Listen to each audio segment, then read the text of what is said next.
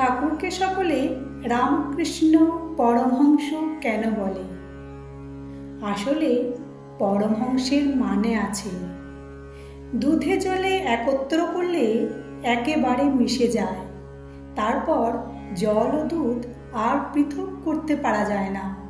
কিন্তু একরকম হাঁস আছে, দুধে জলে মিশিয়ে খেতে দিলে তারা অনায়াসে শুধু দুধটুকুই খেয়ে ফেলে, যেমন জল তেমনই পড়ে থাকে।